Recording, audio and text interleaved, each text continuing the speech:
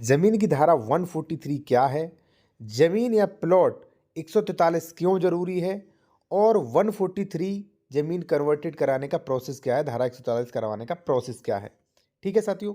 साथियों सबसे पहले मैं आपको बता दूं कि जमीन की धारा 143 क्या है।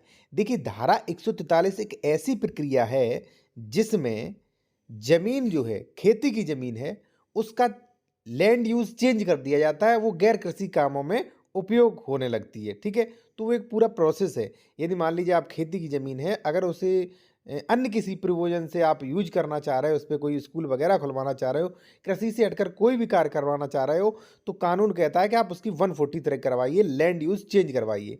तो ये लैंड यूज चेंज करवाना होता है।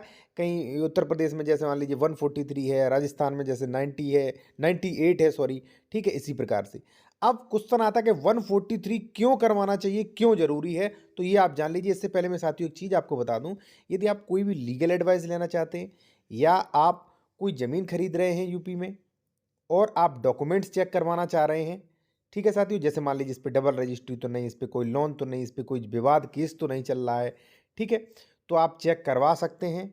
हमारा व्हाट्सएप नंबर जो है डिस्क्रिप्शन में दिया गया है, आप व्हाट्सएप पे मैसेज करेंगे, फीस बता दी जाएगी, उसके बाद आपसे कॉल पे बात होगी। ठीक है, अब सवाल आता है 143 जरूरी क्यों। तो साथियों 143 जरूरी है क्योंकि भाई सरकार ने नियम बना रखा है, भाई कृषि जमीन है, खेती की जमीन है, आप उस पर मान लीजिए घर बनवाना चाह रहे हैं तो 143 करवाना चाहिए। अगर आप नहीं कर पाओगे 143 तो एसडीएम वगैरह, तहसीलदार वगैरह उस पर रोक लगाएंगे। वो कहेंगे भाई आप जो कृषि की भूमि है, इसका आप गैर कृषि प्रयोग क्यों कर रहे हैं, आप 143 करवाइए, क्योंकि ये प्रक्रिया में है भाई। ठीक है ना, क्योंकि सरकार से परमिशन लगती है जब आप कोई भूमि है, खेती वाली जमीन है, उस पर कोई घर वगैरह आ रहा है, कोई फैक्ट्री लगा रहे हैं, स्कूल बना रहे हैं, तो परमिशन लेनी पड़ती है, ये प्रक्रिया है। और कुछ भी पूछना है पूछ सकते हैं, कॉन्टैक्ट नंबर वीडियो की डिस्क्रिप्शन में आपको मिल जाएगा।